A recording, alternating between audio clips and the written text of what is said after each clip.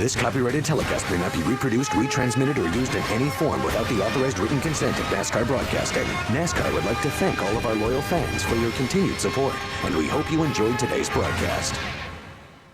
Pass. He's got to ride a little bit. Right now, the caution is out.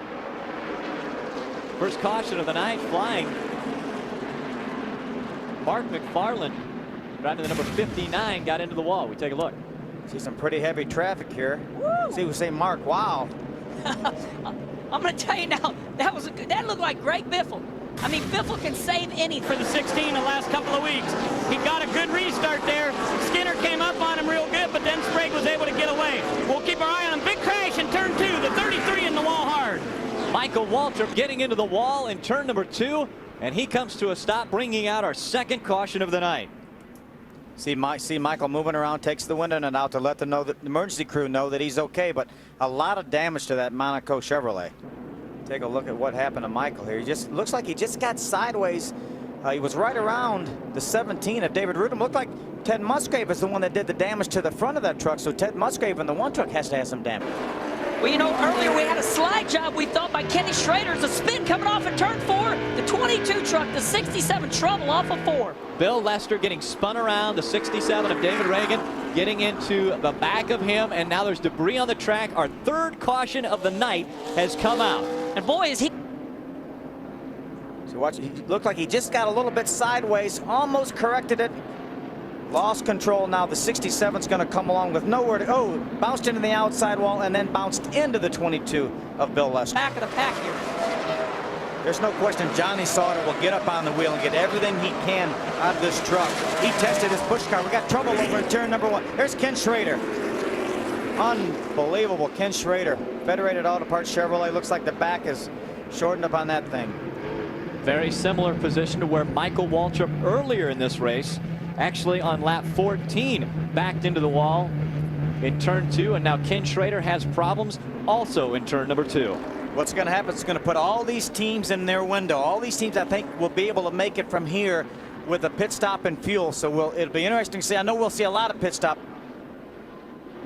Accident's already happened. I'm not sure what caused Kenny to get turned around there. It looked like he was by himself when we got a good shot of it. Race. Do you start thinking about the points race as we're past halfway, 14th race of a 200 race, and problems with John Wood in the number 50. He spins in turn number 2. John Wood not touched by any other truck, but he gets spun around and he's on the inside now as the caution flag will fly once again.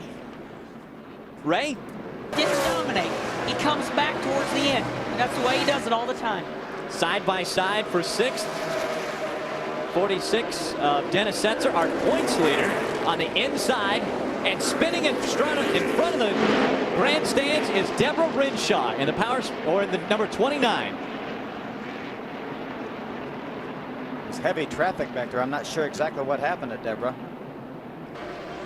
Welcome back to the Indianapolis 200 live at IRP. Johnny Sauter's lead shrinking ever so slightly, but it is eliminating. It sure is. Travis Kvapil is catching him at about a pace of about 0.2 of a second a lap. And problems on the backstretch. Steve Park spins as he comes out of turn number 2, and that brings out caution number 8. Well, that's going to eliminate the lead that Johnny Sauter had, but it's going to let his tires cool a little bit, and we're going to have that many less laps to finish this thing. And we're not going to have lap trucks on the inside, so it's going to be a shootout. These guys, you know, Johnny still has a fast truck, but those new tires, I mean, they may have the air pressure up. See if we can take David Ruderman coming off turn number 2. Just lost control of the back end of it. There's fresh tires, there's old tires. Who's going to win it?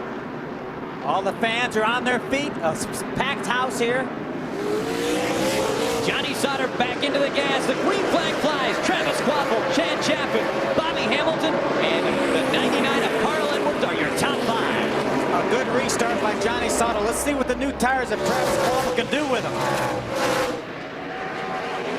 Johnny Sauter again an impressive restart as he puts 3 truck lengths between himself and Travis Kvapil. Or Travis really gained through the center of the corner, but then Johnny gets off the corner good. I don't think I've seen anything like this in a long time. How can 100-lap tires outrun brand new tires? Johnny Sauter's got the most incredible setup underneath this truck I've seen in a long time. Hey, Kenny, you and Greg aren't going to remember that for tomorrow night's bush race, are you? No, absolutely not. Hey, let me tell you something. Johnny Sauter has something nobody's seen in a long time. This is unbelievable. Absolutely. Under 3 laps to go for Johnny Sauter. Travis Kvapil closing the gap now as they go down the back stretch. Here he comes, Travis Kvapil. On the inside, Travis Kvapil tries to make the pass. Johnny Sauter holds him off as they go through 3 and 4. Something's wrong with it. Something wrong with Sauter. Looking like he's losing all his forward bite up off the corner. Let's watch and see if he sets him up here. 2 to go. Here he goes on the inside. Travis Kvapil got a good trying bite to make the pass. Johnny blocked him a little bit there. Used a little bit of the racetrack up. Coming down for the white flag this time. Johnny Sauter has nothing to lose. These guys are racing for the championship. Hell no. Contact. The white flag flies. They're side by side as they go across the start-finish line. Watch on Chad the outside, Chapman. Chad Chapman making the pass. He tries to take it away on the outside. On the inside, it's Travis Kvapil. Johnny Sauter trying to hold on the final lap. They're side by side. Chapman on the outside makes the move. Unbelievable. As they come out of turn number 4, it'll be a drag race to the start-finish line. And Chad Chapman will win the Power Stroke Diesel 200. What a job by Chad Chapman. Johnny Sauter was so concerned about Travis Kvapil that Chad Chapman. They're wrecking all over in turn 1. They've gone crazy. This They've gone crazy, fans. I'll tell you what, I haven't seen anything like this in a long time. Not only in turn 1, but also in the booth. I think Kenny Wallace has gone crazy.